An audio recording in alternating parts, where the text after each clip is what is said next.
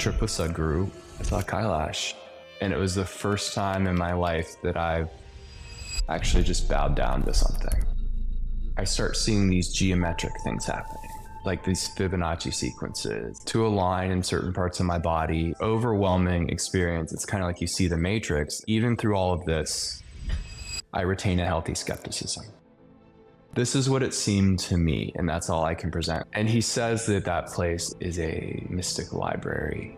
He says that that place is a repository of knowing, and he made things happen for me. I'm walking down, the wind was blowing through the grass, right? And I was the wind blowing through the grass. I think having that almost paradoxical thing of, yes, I want to take the next step forward, but I want to see what's beautiful and profound about this step. Seeing him at the Musings program, seeing how fragile he is, realizing how short time is. Even if we get 20 more years, 30 more years, how short 30 years is, how quickly 30 years will go. I am so happy to see you again, and it's a pleasure. It's an honor to connect to you. This is episode 2. Episode 1 unexpectedly took off, and a lot of people resonated with your story, resonated with a lot of things that we talked about in the podcast, and it seemed like they wanted to have another one. So here it is. And in this podcast, we are going to first go through certain things that you and me felt that we did not talk about in the first one. So kind of to fill the gap. So for those who are listening and have not listened to the first part, it's best you listen to the first and then to this one. And after that, we will go into certain topics that we will not disclose yet. Mm-hmm. So make sure to stay until the end so you hear everything that is going to be revealed today. And then the last part will be question and answer. Some people had certain questions that we might find an answer to, or just give a little bit of a push to that person. So that's the structure. And yeah, once again, thank you, Joshua, for joining. Yeah, I was a little surprised that you said it blew up, and I wasn't expecting the response to that. A little bit overwhelming, to be honest.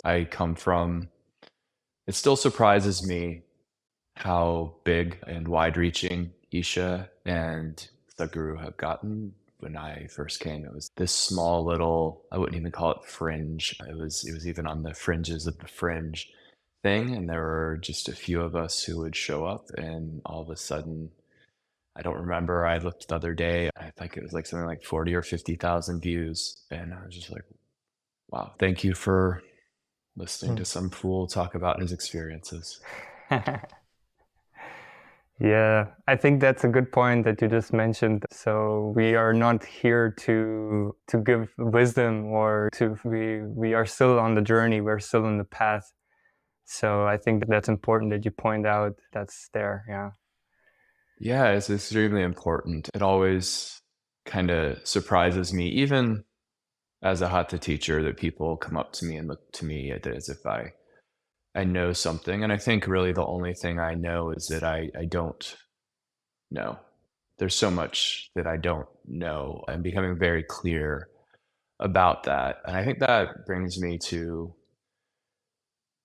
some people, surprisingly enough, reached out and were asking questions like, can we do the dream yantra process at home? Can we do these sorts of things? And no, this is something that was done in a very intimate setting. It was done in a very controlled setting.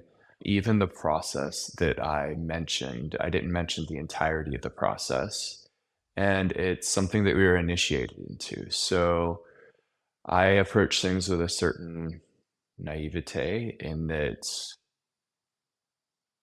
and kind of trust that people will handle things with a certain, at least in your own life, a certain sanctity, that you approach your own life as something that is worth holding precious. And so don't just go and do random things. Don't listen to some idiot on the internet. You don't know me. I might be lying or making stuff up. You don't. You don't know what you can see. Anybody can say anything. That's the kind of the treacherous thing with social media. People say all sorts of weird things. People say all sorts of crazy things. So don't take anything that I say and just run with it and start doing stuff. If you want to learn things, there are places you can go to learn things. For me, the reason why I follow Isha and follow Sadhguru is his practices have worked. The things he said has worked. And so I can continue to take the next step. But things that we talk about or things that we go into here, it's kind of foolish to go and just say, okay, I'm going to try this process and do it, because at best, you'll be doing something and it won't work. At worst, maybe something works. Maybe something happens and you don't know what. You don't know what you've invited in. You don't know. Even in the, what's it called? You posted that video recently, and Sadhguru talks about if they were gonna open it up, that you'd need to come and do 2 weeks at one of the centers and get settled into it. And if it is a powerful process, respect it as such. If you look at it as that, if you look at it as powerful and valuable, respect it as such. If you're somebody who doesn't look at it as powerful and valuable, just don't do it. So either one is fine by me, but I think it's part of the time that we live in. I see a lot of people if you think about it, let's say even 30 years ago, 50 years ago, you had to go to the mountains, to the Himalayas to just find somebody who is a guru, and then you would have to stay with him for years just to get a single practice. And nowadays the practices are being given out online. So it's so easy to get a practice that the mind is thinking to accumulate practices, to get more practices, to do more things. But I agree with what you said, the sanctity, and not just the sanctity, but even the way that you do just that practice, that one practice that you have has not come to that point where you respect it enough. It's not just a tool, it's somebody is throwing their life into that. So I think that also has to be kept in our mind. Yeah. Absolutely. And how we approach it, anything, how we approach just any part of life, looking at it as just something to accumulate and something more to do, or is it trying to explore and see what life is? Because the weird thing about social media is there's so many, I use this word loosely, experts, and there's so many people with advice and opinions, and I think that's one of the reasons why a lot of people, and myself included, kind of avoid it. Like, you just dip your toes in it, it's there a little bit, but you avoid it because there's so much opportunity to be misconstrued, and people are looking for you to be something or do something, or it seems to be polarizing where some people are like, this is amazing, this is great, you're the best. And then other people are like, one of my favorite comments was, 14 years with Sadhguru and he's still just an annoying American. Okay, that's great. My country of origin did not change. And so, but it's not, for me, like the deeper thing is you're learning to, instead of looking at what's out there, you're looking at what's here, and you're starting to question what's here and ask yourself, okay, well, what do I know about life? What do I know about these things? And so I think it's important to make that distinction and realize there's a beautiful saying the Buddhists say that don't confuse the finger pointing at the moon for the moon itself. And this is just, we're just two guys talking. Yeah. Don't look for me for any. Don't look to me for any sort of wisdom or deeper understanding. Yeah, I think this is you're touching a really good point. You're kind of avoiding social media, not wanting to represent yourself as an expert. But why speak up now? Why do you feel that now is the time to actually talk about certain things, to open up conversations about these things? That's a very interesting question. And actually, after seeing this thing blow up, I sat down with it last night and looked at it and said, asked myself, do I want to do a follow-up session? Is this something I want to continue and step into, or is this not? And I think there's a few points. One is looking at the world and a lot of the chaos and a lot of the upheaval and a lot of the polarization. I know here in the US it's quite bad. You're very pressed to find conversations that don't involve politics, conversations that don't involve this person versus that person, and it's this, you're right, you're wrong. And to look at the chaos and not think that we're at some level of a kind of a tipping point where the humanity could go one way or humanity could go another way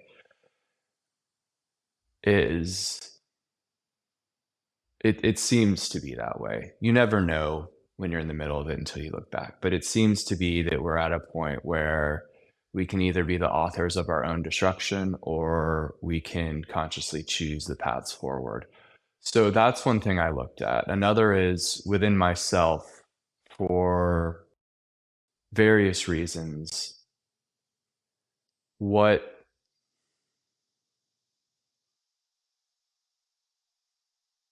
was going on within me. I wasn't sure.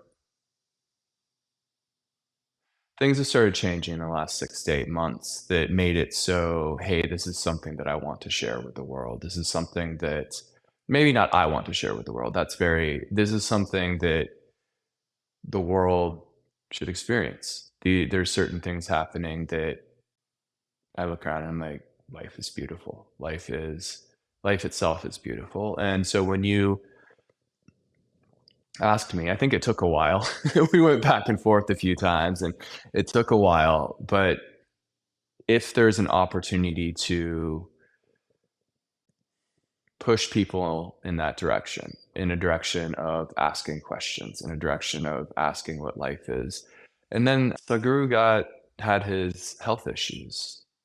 And I think in some of our minds, there was always going to be the next darshan. There was always going to be the next program. There was always going to be another time. And it really made me realize how short time is. What you could do in a short span of time, you may do it in 1,000,000 years. On the spiritual path, without guidance you want to go, all the best. No problem. It's just that unnecessary hardship you'll create for yourself. If you like it the hard way, fine. What's the problem? But my intention is people should walk this path blissfully, joyfully, ecstatic if it's possible. I saw a friend that I've known for a long time at Guru Purnima, and we were talking about certain events and we couldn't believe it's been 10 years, 15 years, these sorts of things. And there was a satsang we were at early and Sadhguru said, be very conscious about how you choose to live your life because you'll look back and 20 years will go like a summer's breeze. It'll just be gone. And I'm old enough to fully understand that truth. There's a still amount of time that things can be done. There's still a certain amount of time that, and this isn't just in regards to Sadhguru, this is in regard to any life. It's such a very short amount of time that we have here to make life into a beautiful process, to see the magic of life, to see how absolutely amazing it is that we even exist. And so that's how I approach this is, okay, I'll share my experiences, and I've been fortunate enough to be a fool who's been able to be in those experiences and stumbled into things that I had no idea what I was getting into. And so hopefully it's a positive impact on the world, or I don't know. I don't think there's anything I expect and get out of it. I'll share. And if people take it, wonderful. If you have a issue with it, just turn it off. It won't bother me. Yeah, you mentioned something that Sadhguru said, if you have a song to sing. Yes, I don't remember the exact quote, but he basically said, if you have something to share, if you have something to give, if you have a song to sing, a poem to write, now's the time to write it. And I think that with all the chaos and conflicts in the world, it's important to amplify the beauty, and it's important to amplify the mystery and the magic, because you see it with social media, with access to the internet, with all these Mhm. things. We seem to have access to everything, and it seems like the world is, we know what the world is. Like there's that sense of, oh yeah, I know what this is, or there's that sense of, I know what that is. But even the scope of our solar system, you look at the vastness of our solar system, and in we have no idea. We have no idea. We're here. We're in film. They call it in media res. We're thrust into the middle of a story, which we don't know the beginning or the end, and we're doing our best. So that's part of what it is. It's yeah. There's things that can be done, and I've sat silent to the side, and I'm happy sitting silent to the side. But there were a few people who said, like my friend Sunena, that you did a podcast with her, and I was like, why is there however many views? And it's interesting. And I was like, okay, that's fair. So we'll share what we can. If you guys find it interesting, fascinating. If not, it's okay. And then there are certain projects and certain things that could be done. There are certain possibilities that are there, and I'm being deliberately vague because I can't say that for sure they would be. But if there was a platform given, who knows? Who knows? There's certain conversations I've had and things that I would love to make those things happen if people are interested and want to support. This isn't my channel, so I'm not asking Mm. you to support me or what I'm doing. But if there's a show of interest in those sorts of things, there's, like I said, there's conversations I've had. There's conversations I've had with Sadhguru about certain aspects of film and creativity. And there was one in particular that he shared that could be done, but it would take a lot. It would take quite a few people. And I'm not talking about giving money. I'm not talking about supporting in terms of payment. Every choice that we make is a choice in a certain direction. If I choose to watch this video, if I choose to comment on it, if I choose to understand how the way social media algorithm works, it's a vote, it's a choice. And so that being said, if there was interest in that direction, there's the possibility that at least one very cool project could happen. But that would take a lot of interest. That would take the interest that 100,000 or 200,000 people isn't a lot of, it's wonderful. But if you're talking about a global scale and getting to some of the media companies and getting to some of that and invest or like getting it to the right people, we'll see. Magic can happen. Absolutely. Yeah. I want to go into the fool that had the opportunity in this lifetime to be a part of certain pilgrimage, to go along with Sadhguru, to go along with swamis, with brahmacharis, whatever you feel that comes first to your mind. If there is any specific of pilgrimage that you have done that where you could really see before and after that there was a difference in how you felt, how you were, I'd love to go into whatever one you pick. I think there's an obvious one, Kailash. Kailash, it's hard to know where to start. It's not something that I pursued. I had the opportunity to be in the Rockies, to be in the Andes, and to me, as foolish as it seems, the Himalayas were just, okay, another set of mountains, right? It was just, okay, another set of mountains. When I came, I wasn't looking to find another peak to climb or another mountain to conquer. And I remember seeing the poster for Kailash. It would have been in 2009, and I saw the poster for Kailash, and there was no interest, zero. I even had a friend in summer of 2009 call me up, and let's go this year. I was like, no. He was like, no, man, I'll pay for you. And I even was just said, I was like, I'm not interested, right? Like that's how uninterested I was in going there. And then 2000, there were a couple upheavals in my life, and I decided to do Hatha Yoga school. So I applied. I got turned down for reasons I thought were silly, but I look back and I understand the reasonings they made. But I had this 5 months that I had taken off, or that I had tried to take off. I had a certain amount of money saved up to go to the Hatha school. And my friend calls me and he says, well, we can go on this trip to Kailash. And I was like, okay, I'll do that instead. And that's literally how I approached it. I said, all right, well, I'm not able to do the thing I really want. Why not go on this vacation/trip? And it was a trip with Sadhguru. It was one of a small group. I think there were 60 people in it. And so we go, and like I said, I didn't have any expectations. And I think that's a key, is that if you approach things without expectations, if you approach things without wanting something from it, then maybe you're open in a different way. But we went to Nepal. We hiked for 5 or 6 days through the Kalapani region of Nepal. It's absolutely beautiful. It's remote. There's nobody around. This is the first time when I realized how big of a deal Sadhguru was, because at this point, for about 3 or 4 years, I was still doing my practices, but I'd stepped back from Isha as an organization. Not for any particular reason. I just got busy in life stuff. I would maybe show up to volunteer here or there, but I really wasn't involved in the way that I was early on.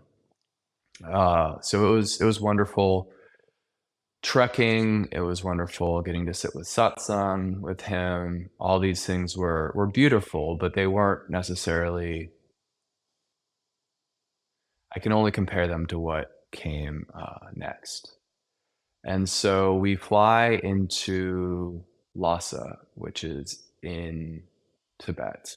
It's at about 11,000 feet. We took about a day and a half to get acclimated, and then we were supposed to hop on a flight and fly to Ali, and then drive 4 hours to get to Kailash and Manasarovars.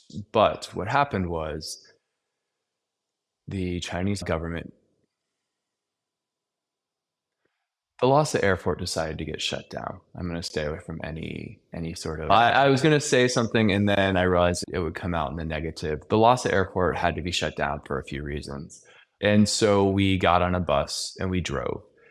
And it was wake up at 6 a.m., hop on a bus, drive for 6 hours, stop for lunch, or back on the bus, another 6, 7 hours. We get in at 7 or 8, get a quick dinner, get to bed, then do it again.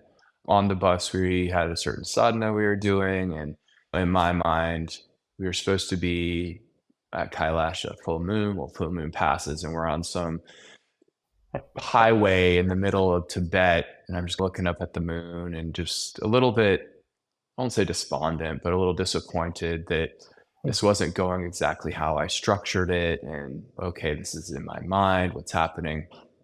So we finally get to the edge of the lake and we get off the bus, and it's been a long 3 days, and you're tired and food hasn't been that great and all these things. These are very first world problems. How did Sadhguru get there?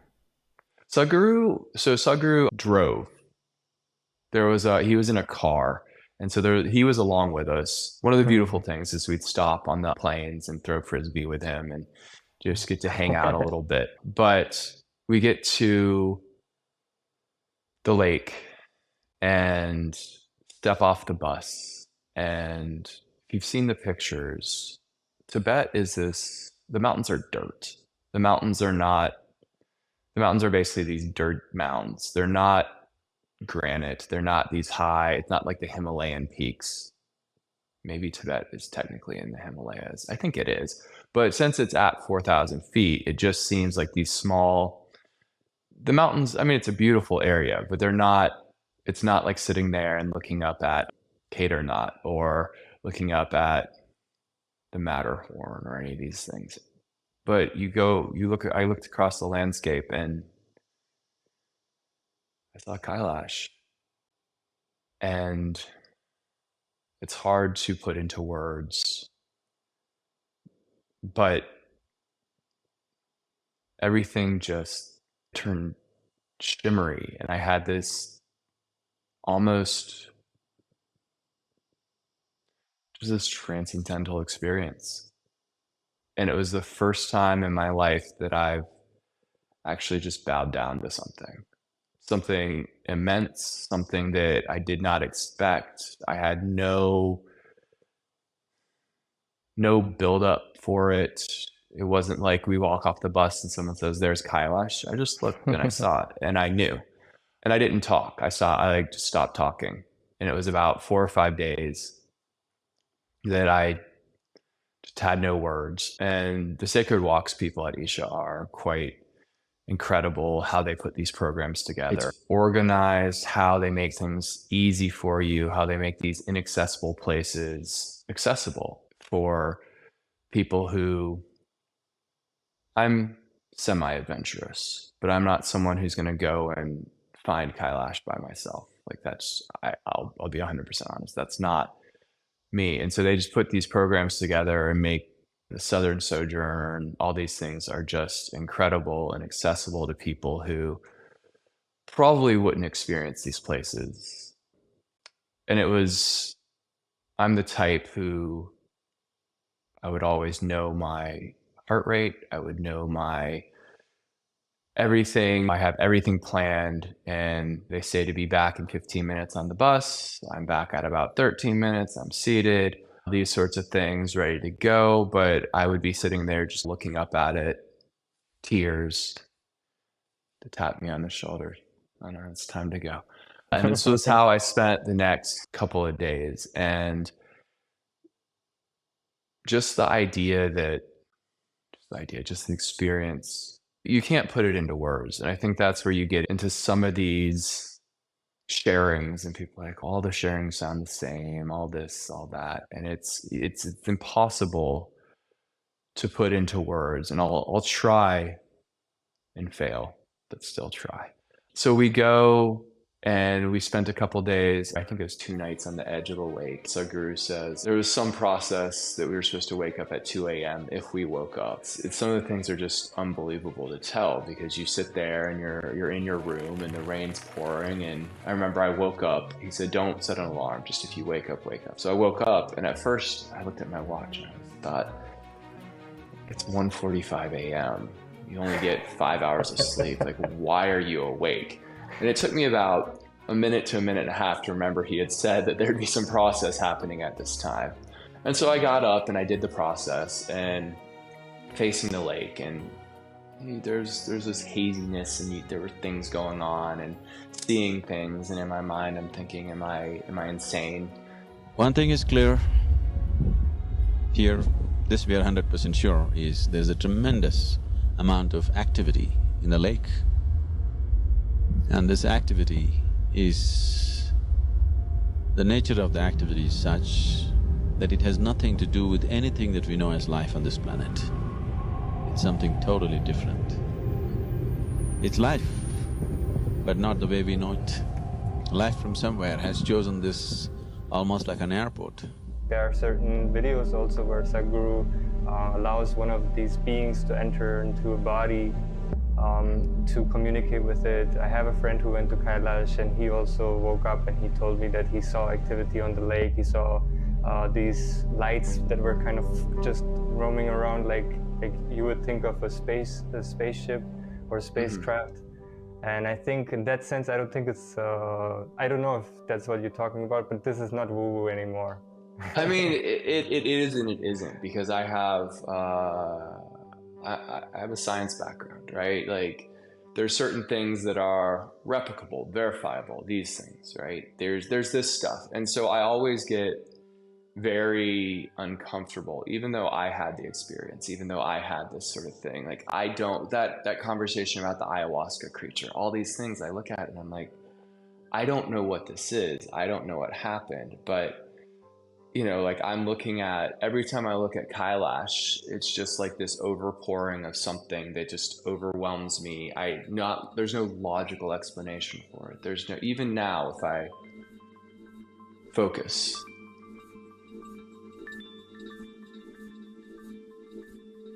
it's alive. It's there, right? Like it's not something that was an experience and it's come and gone. It's something that's there, and I don't know how to logically. You can't. Whatever you cannot understand is mysterious to you. Every understanding is a misunderstanding, because life can never be understood. It can be lived, it can be experienced. You can reverberate with it. You never ever will understand it. Understanding means you have found a meaning. Meaning is essentially a psychological requirement. Existentially, there is no meaning anywhere. What is the meaning of these pebbles? What is the meaning of the lake? What is the meaning of the mountain? What is the meaning of the vastness of the sky? Tell the ducks about the meaning that you found in Manasarovar. They'll quack, quack, quack.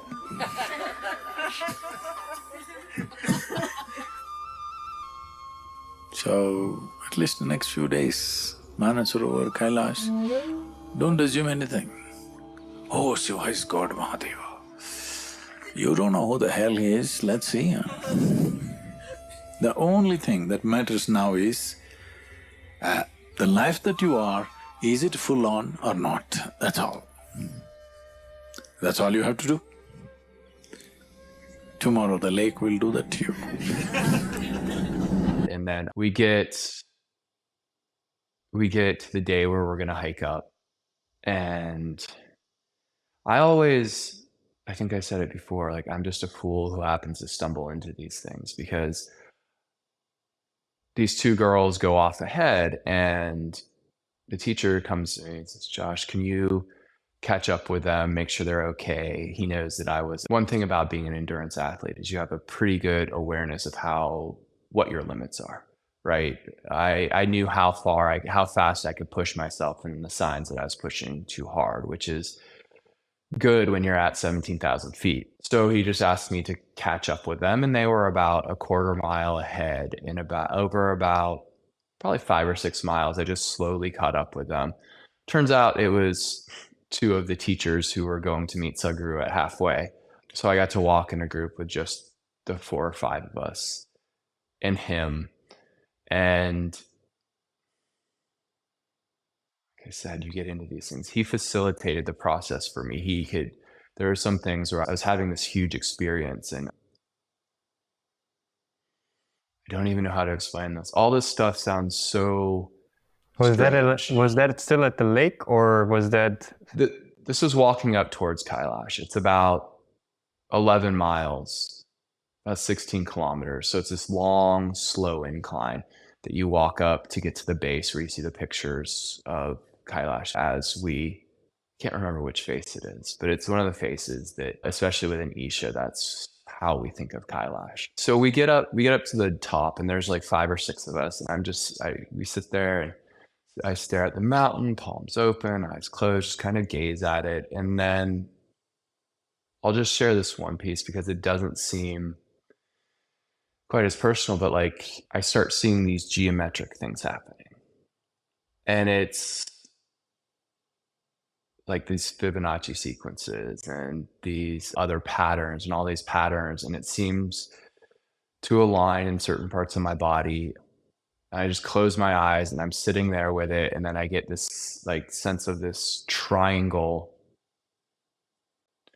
happening and like sitting. And it's weird because I know geometry. I understand geometry, but the idea, I've seen Sadhguru talk about geometry. And one of the things that you might be picking up is even through all of this, I retain a healthy skepticism, right? Like even through all of this stuff, I don't know I don't know that it's right. I don't know that it's wrong, but I'm not going to speak confidently, be like, there are these geometric patterns and it was this triangle and me and the mountain and this person and that person and that. This is what it seemed to me. And that's all I can present. And in the end of the day, like that's all it is. Like it used to mess with me because you look at the world and you think, how do we know that we actually exist? Well, we don't, right? We don't know what life is. You look at a rock and you look at a plant. What's the difference? You look at a plant and you look at us. Is there a difference? In some intuitive way, we seem to know that there is, but we don't know what life is. So I had this experience, and it's just this overwhelming experience. It's kind of like you see the Matrix, and then I come back and it's something like an hour and a half has passed. I just kind of look at my watch and I look around and there's more people there, and Sadhguru's gone off to do something. And he says that that place is a mystic library. He says that that place is a repository of knowing and all these other things. And it's all I know is it's something beyond what I'm capable of understanding. And we went through the initiation process. An interesting thing about the initiation process is by this point I had, I think it was 5 days, these overwhelming experiences. And it's one of those things where I was just like, my fuse was blown. I was tired. I was getting resistant. I was like, okay, kind of time to go back to normal. But then it was initiation day. And I was like, am I going to miss initiation day? Like we came up for this. And at this point, I'm resistant and I'm tired. And I kind of want to just sit by the pool and read a book for a day, right? Like I just kind of want to take a break. I want to break from it all. But you're in the mountains of Tibet. There's no breaks to be had. So the initiation process was just something that was like, you can't even talk about that. Like, how do you talk about? I'll just tell my experience. Maybe what is the initiation into? As far as I understand. I don't know. You go through a process and I mean, Sunaina, I think she told me that Sadhguru is not necessarily, it's more initiation into Kailash for you to be receptive to the energies of Kailash. That makes sense.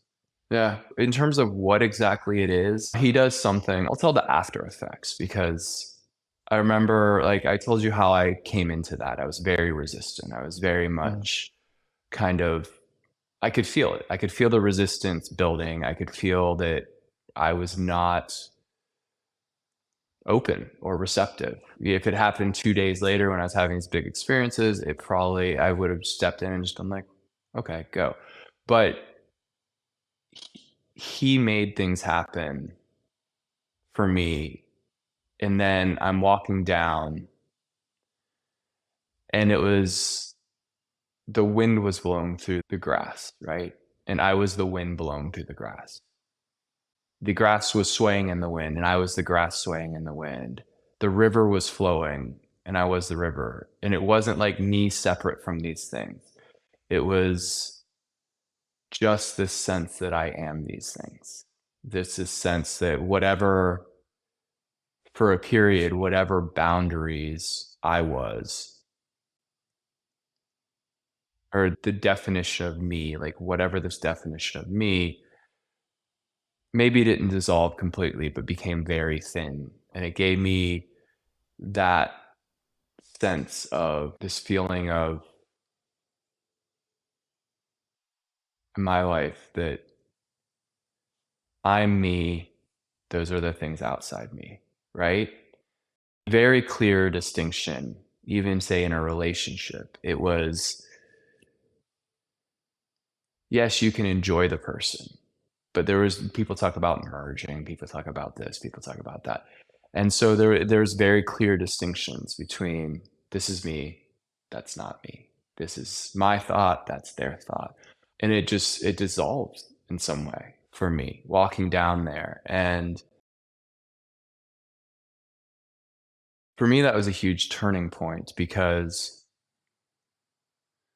up until that point, yes, I had done practices. Yes, I had done different things. Yes, I had been with Sadhguru. Yes, I had these sorts of things. I had sat in front of other people, I'd been to different places, but it was always me having this experience. And it was, God, that was 8 years ago. Speaking back to that, it was 8 years ago, but it really has, in many ways, been kind of a left turn. I was going along like this, and it turned, so I also went to this Mystics Musings program, and that was an interesting one because you're intimate, you're sitting there with Sadhguru. You're there, you're doing processes, and I had a dissolution experience where we did some meditation and there was just dissolving into the space. I, as I knew myself, for those few moments didn't exist. And when I came back, however much longer later, certain fears were gone. I just thought, oh, if this is death, okay, maybe death is just a dissolution into things. Maybe it's the loss of our individuality or whatever it is can be a beautiful thing. And so coming out of that, for whatever reason, that happened in April, for whatever reason, coming out of that, I felt kind of an urgency to do something in the world,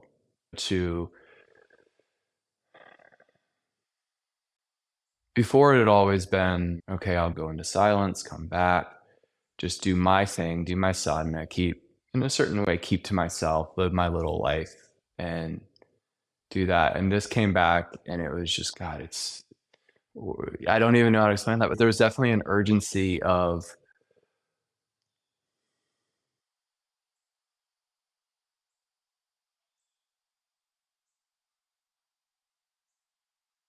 maybe it wasn't an urgency, maybe it's just, I want people to feel that. Like, this isn't something I want to be like, okay, this is a precious moment I had. And even listening to me talk, it's not a solution, it's just a description, right? It's just that. But if you have some understanding, they're doing these things with psychedelic drugs. A doctor friend of mine was telling me this. They're doing these things with psychedelic drugs. I think it's psilocybin. And they're administering psilocybin to people in hospice because they get the sense, and this is how it was explained to me. I haven't looked at the actual research myself, so you'll have to forgive me if I get it wrong. But the idea is that they have these kind of transcendent experiences, and it helps them walk towards death because there's just this sense that there's something more and something bigger, right? There's this sense that there's something more and something bigger. And I think when you step into social media, you step into those things, there's a certain individuality that you lose. There's a certain anonymity that you lose. And I realized last night, I was like, oh, I'm actually okay with that, right? That's fine. In the little bit that I had last night that I was resistant, I thought, okay, that's fine. Let's do this. If there's an opportunity to make a change in the world, if there's an opportunity that a few more people will choose to take up some spiritual path. Isha has worked wonders for me. Isha has worked amazing for me. That's why I follow Sadhguru. Somebody in the comments was like, it's a cult, it's a cult. I don't think it is. Simply because you can go, you can take the program, you can sit at home, do your practices, and that's all that's required, right? It's not even required. Okay, that's, if it works for you, great. If it doesn't work for you, great. Like, that's all that you have to do. Give it a try, see if it is. You don't have to go give up everything to live in the ashram. You don't have to go give up however much your life to be in silence. Even going online and doing Isha Kriya, if it works for you, great. Like, that's wonderful. If it makes people happier, if it makes you live your life better, great. Is it a cult? No. People can leave. People can go live their lives, and you see them years later and you're really happy to see them. Oh, I haven't seen you in forever. What have you been up to? It's not, oh, are you still doing your practices? You're not doing your practices. You're not involved. I'm not going to talk to you or care about you. Yeah, there is no punishment when you leave. No, there's not. It's, a lot of times people will say, oh yeah, I forgot how good I was feeling when I was doing my Shambhavi, so I'm going to pick it back up, or things like that. But If you go and somebody also was like, Sadhguru is a fake. And I'm like, why? What does that even mean? He's a fake guru? Do we know what guru means? Like, I don't. I'm limited. I don't know what it means to be a guru. I don't know what it means to be enlightened. I don't know what any of these things mean. I know that if I do my Surya Kriya in the morning, I feel better. I know that if I do my Tapakarnam, I think better, right? If I do my practices, things progress in a certain way. What the end result is, I think that's the wretchedness of a seeker. Somebody right? is also asking how many people got attained, how many people got enlightened. And I feel like it's always thinking about the result, not willing to put in the steps, not willing to walk the steps, just thinking about the result. And even when you talked about these initiation processes, people are always asking, how was it when Sadhguru put his thumb on your forehead? Was it any different at Kailash and at Mystic Musings? But first of all, like you're already saying, it's hard to put it into words. Second of all, if you're saying something, it creates expectation in another person. And the third thing is, it's not just about the moment of the touch, it's what happens after that, all the things that are going to unravel themselves after it. It's not just that moment. It's very true. And how many people attain? How many people are enlightened? How would I know? How would we don't know. I'll say it again. We don't know anything, right? And coming to terms and living joyfully with not actually knowing anything, like realizing the limitations of our knowledge. And I could say to you, well, when he touched my forehead, this happened and that happened. And I'm not going to lie, it was explosive for me. It was insane. But to sit here and describe it, it's a precious thing, right? It's something that happened here. And if you drag it out into the open and you risk, how do you know how people are going to look at it? How do you know how people are going to do it? I'll ask to see your guru. I don't know what that means. I'll just be honest. I don't know what being a guru means. I don't have the capacity to know that. My family's Christian, and they're like, why? And I said, because of the impact his practices, the influence, the ability to laugh and have fun, the ability to enjoy life, the ability to use my mind to write a story, to do these sorts of things, and then leave it behind, like not carry it on my shoulders, the ability to walk in a certain sense unburdened by some pretty insane things that have happened in my past. Like all these things, yes, thank you. You're like the impact you've had, the steps that I've taken lead me to take the next step. And all I can know is the next step. All I can take is the next step. I can't know at this point what the end of the path is. And I assume that if or when I get there, I probably won't do a podcast about it. Like that's one of those things that you're looking at the results we're asking, and we're not really admitting that this is possibly a funny story. So I had a person I was talking to, and she asks, why do you do your sadhana? Why do you do your practices in orange? And I said, Sadhguru said, if you do your practices in orange, there's a certain benefit. It can accelerate things because of the color of one of the chakras. And she looks at me, she said, no, that chakra is purple. Here we go. So I was like, okay. She said, no, it's purple. And I said, you don't know that. And she was like, what do you mean? I said, where did you read that? Or where did you learn that? She said, well, I took yoga teacher training. They taught us that this chakra is purple. And I said, and I heard someone say it. For me, it doesn't make any difference. There's no qualitative difference that I understand for me wearing orange or me wearing blue, right? Like it does, but if there's a possibility that it helps, okay, I'll do that. I said, I don't know.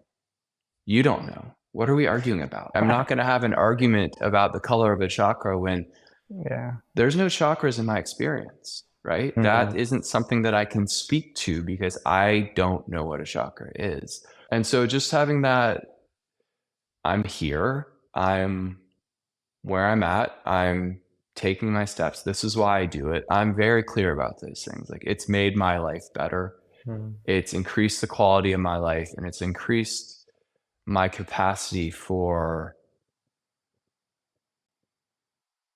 interaction with the lives around me. So that's why this, right? I do want to ask a question about the mystic musings, not related to the practices, but more related to Sadhguru.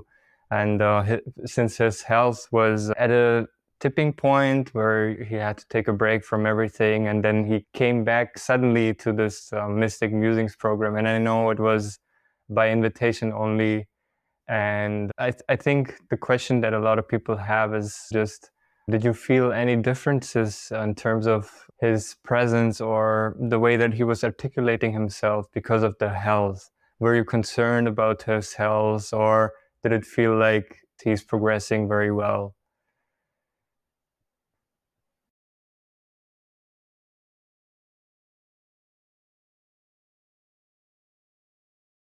The fragility was also a wake-up call, because he definitely was fragile in a way that I haven't seen him. And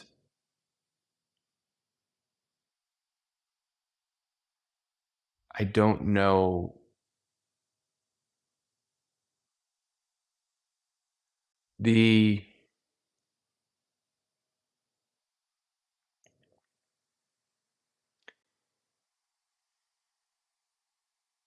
when you have a clear sense that something will be gone, and you have a very clear sense of how little time there is, you sit up and pay attention a little bit more. And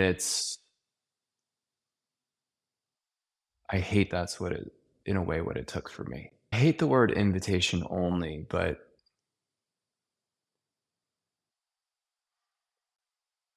to be in an intimate setting with him,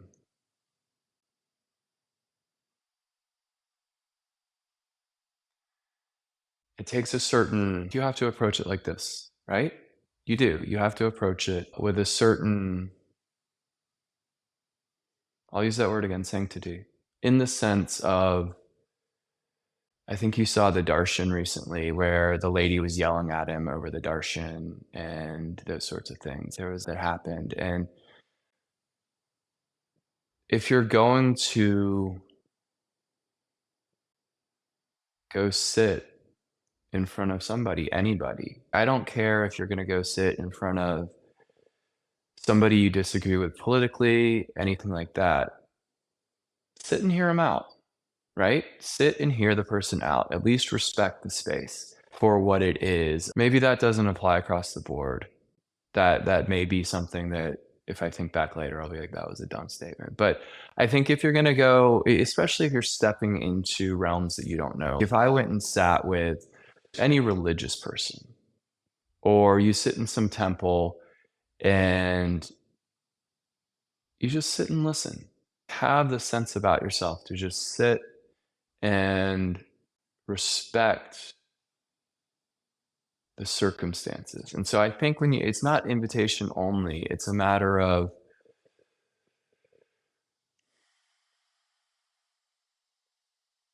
anyway, I'll just drop that. I don't know that that's important. I feel like it is. It is? You want to create an environment in which it is conducive for Sadhguru after an accident to come and share his energy with the people. Exactly. In disturbances, and even scientifically, you look into epigenetics, and the environment in which our body functions affects our gene function, our gene expression. That's science. Like the way methyl groups are on the genetic genes, the way there's certain things that, it's a fascinating study, but epigenetics says that the way we are the environment that we're in, the environment that we keep our body in, affects the way the genes express. So it's just as important that you have a certain atmosphere, especially with him as fragile as he is. I think that lent a certain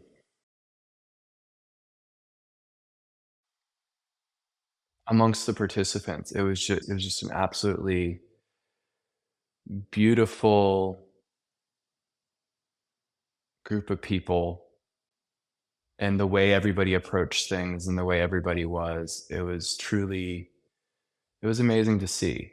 And even if, I'll say this again, I don't care what anybody thinks, approaching life in that way, approaching life in the sense that it's precious and fragile, not just in regards to Isha, not just in regards to Sadhguru, but I think that's something that I came home from and realized that this isn't something that should just be done.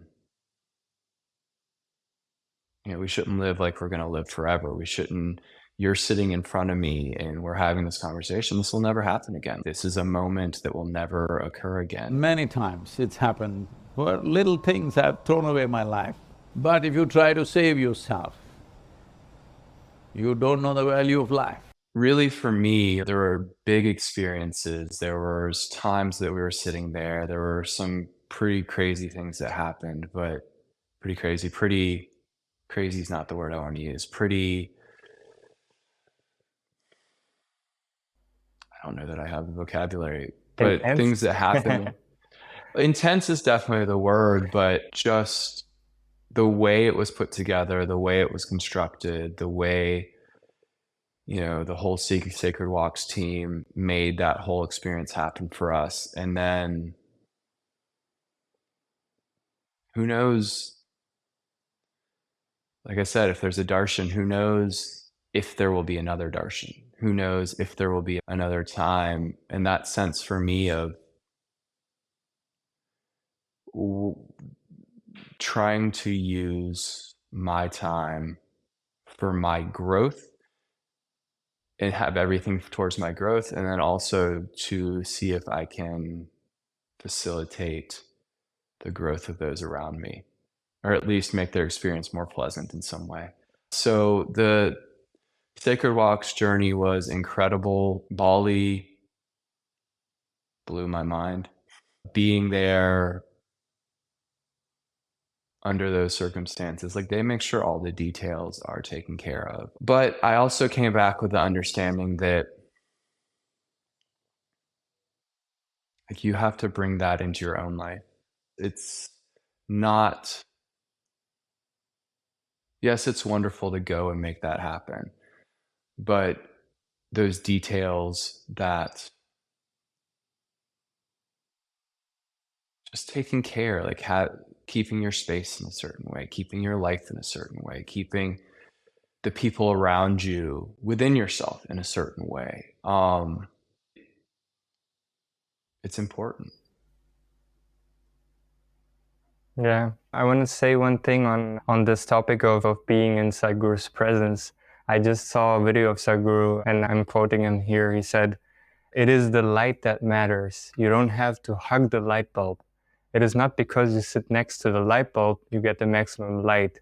You could be 1,000 miles away and you could receive more grace than the person who is right now sitting next to that person, Sadhguru."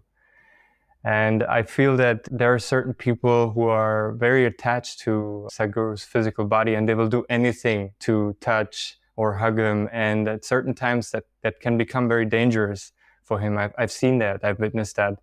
And I felt this is something that we can talk maybe a little bit about now, because that you have spent quite some time with him, and I'm sure that there will be a lot of people who are a little bit of envious or jealous, and they might feel they are missing out because they might not see him again. So yeah, I would love to hear you on this topic.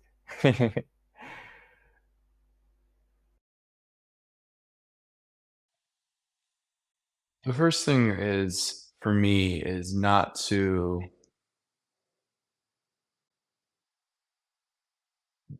it's hard not to judge people that get overwhelmed with something or want to hug him. It's a very human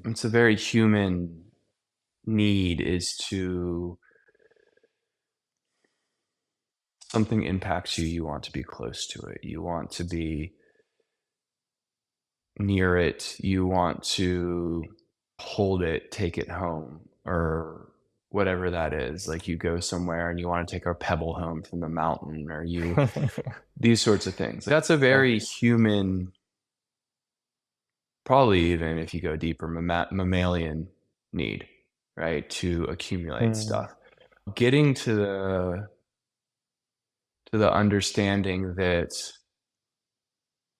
and it took me a while to get there, is if I sit and close my eyes, I can, and focus, I can be in the Dhyanalinga. If I close my eyes and focus, I can be in Kailash. Never actually tried it with Sadhguru. I don't know what that result would be. It almost feels I don't want to disturb. But getting over that need for proximity, because here's the thing is, we had proximity, but you had sadhana, right? You have systems set up for, you've done inner engineering, you've done this, you've done that, what's next? This can be next, what's next? That can be next. There were structures, there were systems, there are structures, there are systems. And so having that is a blessing in and of itself. Being right next to him, I think people think that in and of itself is going to be some explosive thing. And I'll tell a story. So in 2012, I was traveling back from India. I had done a period in the ashram, and I was coming home. I got on a plane and I was struggling with a few things. And then I get off the plane and Sadhguru is standing at the baggage carousel, right? I'm sitting there with a volunteer, and the baggage is late. Apparently he was on my flight. And so I have an hour and 15 minutes with him. I didn't make use of it. I look back now and I'm like, I should have asked him all these questions. I should have done that. I should have done this. But the proximity, all these things are just places to me, all these places, all these things are, you just get in your head. Yes, of course, there's a darshan. If you can go, if you can make it, if you can sit with him, who knows when those things will come around again? Who knows how long he'll be with us, or who knows how long we'll be there? I could have a heart attack today. This could happen. No, tomorrow's not guaranteed. So yes, you make use of that, but you also seeing the beauty in your own life, seeing the beauty in what's here, seeing the grace in what's here. I think having that almost paradoxical thing of, yes, I want to take the next step forward, but I want to see what's beautiful and profound about this step. I want to experience what's beautiful and profound about right here, right now, while at the same time realizing that I want to take this step forward. And I think there's a certain duality in that if you can accept it, you'll to me, I think that for me, accepting that has eliminated quite a few of my internal issues, right? It's looking at and choosing consciously and saying, okay, I'm here right now, but there are certain aspects of things that I want to support. There's certain aspects of just looking at yourself and being clear and saying, okay, I'm not able to be at the Guru Purnima celebrations. Like, I'm not able to make that, but maybe I can light a lamp and sit with it. Maybe if I have the means, I can donate to support it. Maybe if I have this or that, like, you figure out how to, rather than thinking I have to be like this to receive, there's a certain, you can be receptive anywhere, right? You can be receptive anywhere. And even realizing that some people, I can't remember, I just read through the comments last night to get a sense for things. But even the sense of looking at Isha and saying, all right, this is something that I consciously choose to support. This is something that, And not even from a sense of I gave or it's given me so much, because that's one way, but also looking at it and saying, well, this is a venue where people can go and learn a meditative practice. That's something that I want to support. This is something that, or farming, there's some regenerative farmers I follow that I want to support these regenerative farmers. There's certain people that you look at and you say, I'm going to make a choice to support it because that's the direction I want the world to go. And so this idea that you have to be near somebody, you have to be around somebody. I don't know why I was fortunate enough to have what I've had. There's no answers. Somebody was like, how did you? I don't know. I do know that from when I was young, I had questions that like they tore at me. They ate me up. Questions about life, just there's so many ways in which life doesn't seem to add up. But I think looking at it and saying, you sent me a text and somebody said something. What was the awareness question? What was that one? The awareness was how to stay aware immediately when I'm in a situation that is challenging. Things don't happen the way I want them to happen. How can I stay aware when my emotions fluctuate?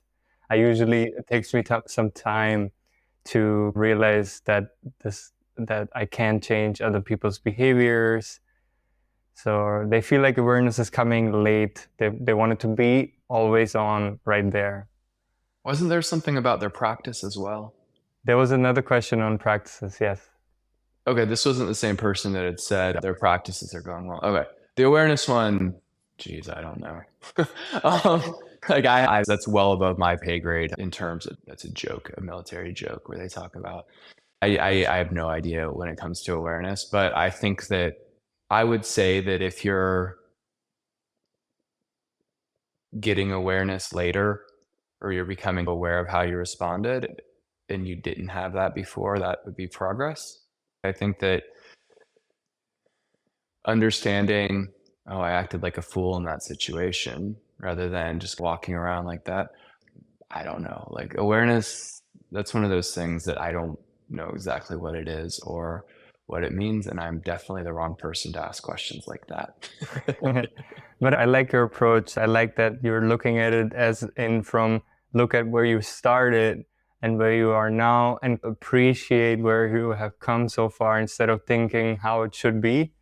Mm-hmm. Because like celebrating small steps, I feel keeps you on the journey. It makes it smoother instead of thinking about the end goal and that you're not there yet, which makes you struggle more because you're focusing on the struggle instead of focusing on the achievements that you've made so far, the progress that you've made so far. I feel that attention makes a difference in one's life. I would agree wholeheartedly in that if you can see that you've made growth, then you'll do your practices willingly. You'll do these things willingly. Like it's not a struggle. Whereas if you're holding yourself up to some imagined ideal, right? This person, I should be this way. I should be that way. I shouldn't be an annoying American. But yeah, like you really take and assess yourself and have I made growth? Have I made progress? In terms of the end goal, if we're honest, we look at ourselves and we say, okay, yes, there is some human drive towards betterment. There is some innate drive towards growth. There's some innate drive towards these sorts of things. Is there an end goal? At this state, we don't know. Okay, I'm open. I think being a seeker is just saying I'm open to the fact that, yes, there might be something like that. Like when people talk enlightenment and realization and these sorts of things, all I can say is I don't know. Yeah. And one thing that helped me a lot on the journey is that I look at everything that happens in my life as something that is happening for me and that I am learning from, instead of thinking, oh, this is happening against me, life is turning against me, Sadhguru is turning against me, like everything is happening against me. Instead of having that perspective, I feel that this is actually a belief system that your belief is working against yourself, instead of working for you, thinking that the universe or your guru or whatever you want to call it, that everything is aligning in such a way that you are moving forward, that you are growing. And even just being aware of that mindset of, okay, so I'm here and I still have the hunger to grow. I still have the desire. That's amazing, right? You want to be better. You want to take the next step. You want to move forward. But at the same time, that can either be something that you use to step forward or something that you can stumble on, right? If you're looking at it and saying, I'm not these things, and that's your focus, you're basically just playing a mental game, right? You're doing that. Or if you look at it and you say, okay, this is where I'm at. It's better than where I was 2 days ago. Okay, let's see how to keep growing and keep doing it. Keep doing those things. So you really can just take the next step. From my perspective, what do I know about like devotion? I've seen people that are absolutely beautiful devotees that fall into it and they're amazing people, and I can't speak to that. There are people who just take Shambhavi and explode. There are people who just do these things and absolutely explode. I was talking to a Ma, and she said that she just came to the ashram for some other purpose, wasn't even initiated into Shambhavi, came to the ashram, knew she was never going to leave. Amazing. That's great. And if you're one of those people, that's phenomenal. If you're one of these people, you're probably not listening to some idiot talk on a podcast, right? That's very clear. Like you don't, so be clear with where you're at, who you are, what you need to take the next step forward. And none of the steps are guaranteed, even in terms of business. I think the difficult thing is I have a TV show I wrote that's going to some people. I have no idea if anything's going to happen. I have no control over it. I've done the pieces I can do. That's enough. Okay. That's wonderful. I got to write a TV show and enjoy the process. Will it get made? We'll do that sort of stuff. No idea. Will I ever get paid for it? I have no idea. But that being said, you sit for It Sham. reminds me of, there is a Sanskrit word called asteya. It means non-stealing, but it's non-stealing in the sense of, if you look at your life, is there whatever there is in your life that you are holding on to so strongly that if somebody would take it away from you, you would lose the sense of yourself. So in that sense, I think, if I'm not wrong, it's that what I was teaching this, but I might be wrong. But basically the idea is to look at your life and to always remind yourself, what am I holding on to so strongly, but it's actually not me. So you were just talking about that. I thought to throw it in. No, that's a very beautiful concept. And it really drives home a point that you and I aren't going to say anything new. Everything's been said that can be said. And so like that, once you realize that the things that have been expressed, and probably better, right? There's probably somebody's probably said it better, but you still can. So other people have walked the journey. We have to walk our own journey and appreciate that sort of stuff. I don't know if that was a coherent thought or not. Yeah, I think to the Sadhguru, I just want to say one more thing about the Sadhguru meeting in person. Okay. I have a personal experience of meeting somebody who had the opportunity to see Sadhguru in person many times. He blessed his wedding. He was there for the wedding. He blessed his marriage, his child. He saw him many times. And I just want to share this example of somebody who has had the opportunity to meet Sadhguru many, many times. But it doesn't mean that everything in his life is happening without any effort. He has a lot of struggles with business, with money, with family. There's so many struggles that he's going through. So I just want to encourage the audience to not limit yourself to that. I need to see Sadhguru in person, otherwise I will never get there, get where. And comparisons are like, we don't know what's going on with somebody else. You never know what's going on with somebody else. You never know what struggles they're doing. You never know what beautiful things could be happening within themselves. There's people that I've known or I knew for 3 or 4 years with Anisha, and I knew of them. And then you talk to them one day and you're like, this is an absolutely beautiful person. Mhm. Not just how they were. There was a certain light shining. So comparing yourself to others, it's anyway going to be incomplete. It used to freak me out because I'd walk down the street and I have all my thoughts and my perspective, and then I'd look around and there'd be hundreds of people and I'd have this sense that they have their thoughts and their perspectives, and you really start to look at it and how vast and immense it is. Like, you can't ever know another person completely. You're married, you probably are very well aware that you live with a person, you spend your life with them, and then they'll still surprise you. So like this whole comparison and this whole like, this person gets to sit with him, this person gets to do that, this person gets to whatever it is, even in terms of money, or this person drives this car, this person drives that car. You don't know. There's plenty of very wealthy people who commit suicide. There's plenty of people who do really well for themselves that are just living wretched lives.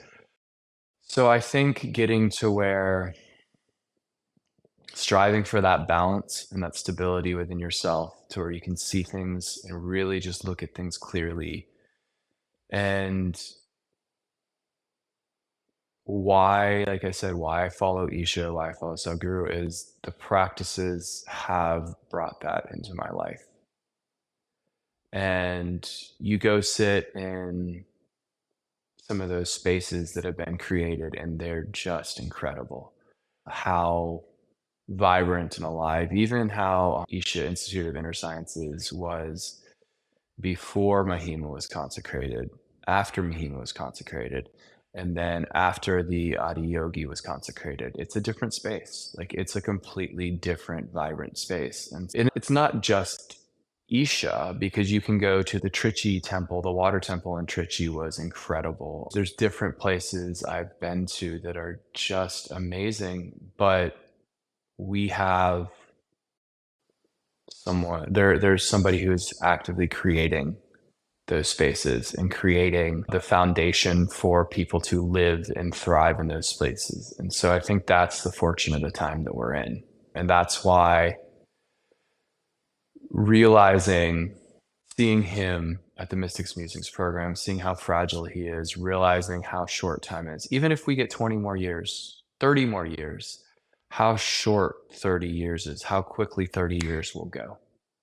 And within our life, yes, there are the things that are important that you have to do. Most of us waste our lives on trivial things. And I'm not talking about work. I'm talking about just looking at and figuring out what's important in your life, what you're investing your time into, what you're investing your attention to, and see, is that for your growth?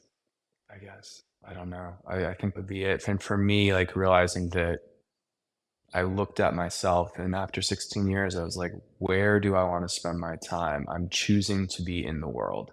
I'm not in the ashram. I'm not living there. I'm not doing that. So doing a podcast, doing these sorts of things, trying to be actively involved in the world rather than just being silent and that sort of stuff. Like, there will come a time. I feel like I don't know, I shouldn't say things like that. I'll just keep that to myself, right? Like, I'll just keep that to myself. But I don't know how people are full-time influencers and stuff like that. I don't know how people do that, because it's just, yeah.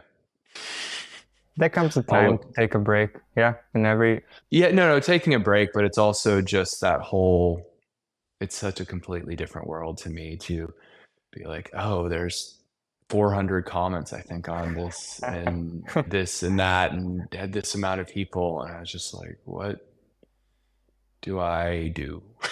Mm, And so I got up and I did my sadhana, and then I was like, okay, I'll just have a conversation joyfully.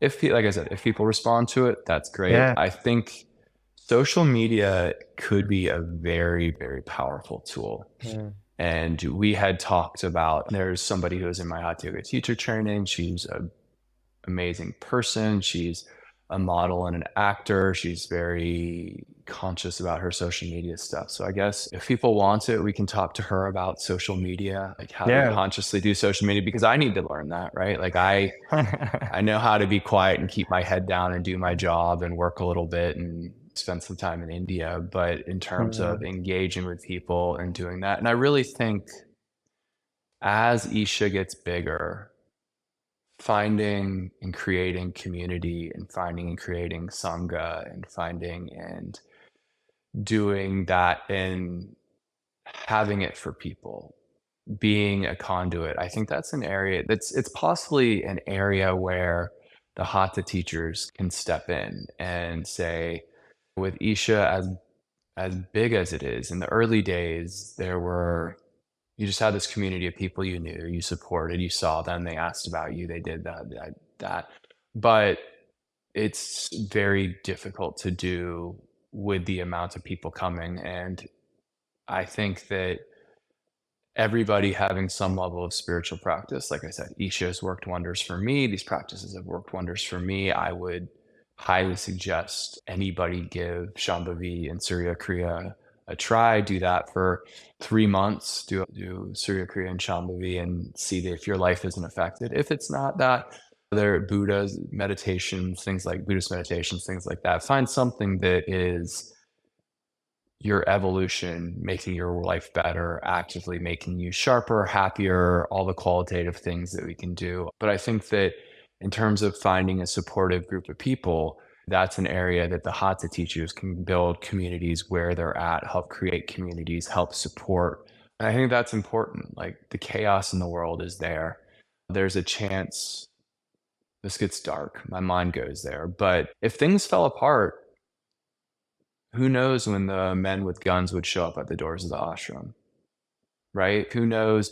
I can't know that if I went and lived in Coimbatore at some point and, God forbid, the soil gets depleted and people are starving and all these sorts of things are happening and the pollution's happening and people are just upset and there's unrest and there's fighting and people take to the streets and there's guns. At some point, it'll make its way there. So I think that the time to just be silent and sit on the side, I think there's a time that we can possibly prevent some of those scenarios I just described, because it's real, and it's time for people to understand there's a different way to live. There's things that can't be described and are magical in life itself. And you can be around the edges and describe the results of it, but you can't actually describe it. But just because it's not scientifically measurable doesn't mean it doesn't exist. And I think that there's a certain desperation because we feel like all the magic's gone, but it's not. Yeah. So if you're listening to this podcast and you're interested to be part of such a community, let us know down in the comments by just typing the word community, or why do you feel that community will be important for your growth. And also let us know if you would like Joshua's friend to join us on an episode about social media, using social media consciously. And if you have any questions around this topic, make sure to let us know. Can I say something? Yeah, of course. Along with that, like, that was a kind of appeal for people to engage. And I noticed there were a lot of people that were like talking about, and they had their ideas on how it could be done better. But the way things are done, this isn't my channel, I'll say again, this is Stefan's. And it's to, yes, there are certain things that are done to attract people's attention. There are certain things that are being done in terms of marketing and making it appealing. It would be wonderful to, if you could just put something out and not have that and think that people would be there, but it's necessary. And so I think you did a wonderful job of doing it. And yes, it would be amazing to live in a world where marketing wasn't necessary, where you could just listen, where these sorts of things weren't done. But I think people, even there's this Sadhguru who's on YouTube in marketing and this sort of stuff. And there's the being that you sometimes see, experience, whatever it is. And that's not limited to some people who are in proximity, but unfortunately, most of us miss that. And so the marketing is necessary. The things are necessary. If you consciously want to move the world in a direction, like one thing that I would love to do, there was a Sanctity girl who was on one of the trips with us. She had graduated. She does beautiful art, amazing art. And I got to talking with her, and I was just like, what do you want to do with your art? And she's like, I'd love to have it where I could do art and sell it. And that's what I do. And for me, I would love to have a platform where I could just post her stuff, put a price of it, people could buy it, they could get it. These sorts of platforms are possible, but they take support. And so when Stefan says, please comment, please do that, and people are like, why does there have to be ads? Why does there have to be music? Why does there have to be that sort of stuff?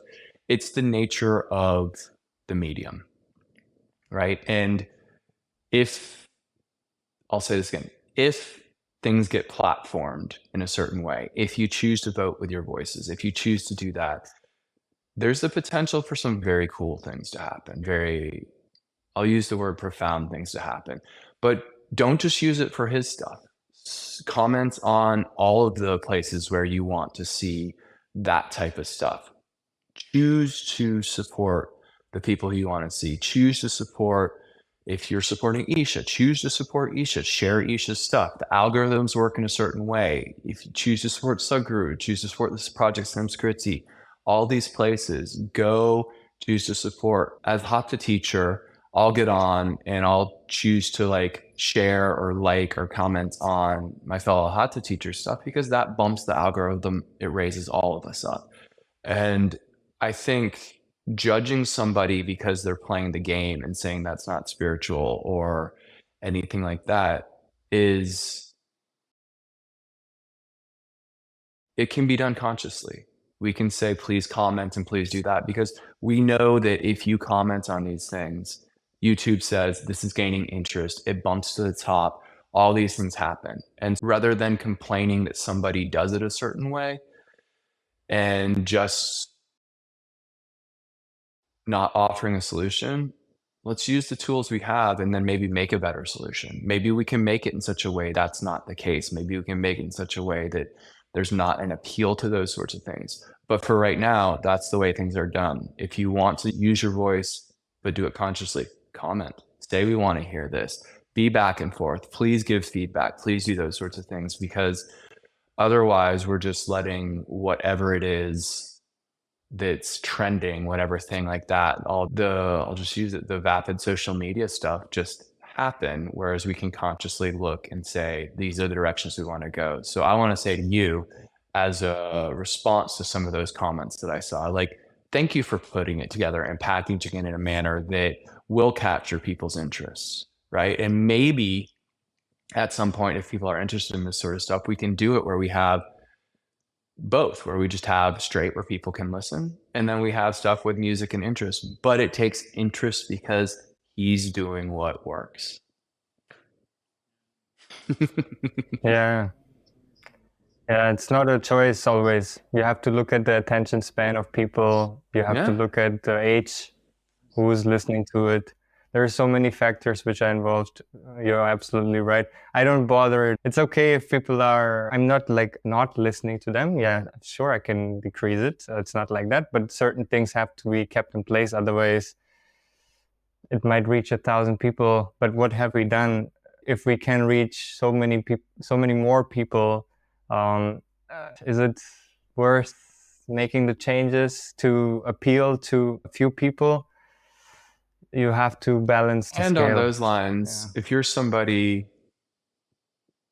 trying to think of how to say this, who has the maturity and the attention span to listen to an NPR talk, I'll say it like that. Yeah, National Public Radio, I don't know if you know what that means, but it tends to be very dry and very monotone. And if you're somebody who has that attention span, that's great. But realize that the majority of the world we live in exists at 10-second sound bites.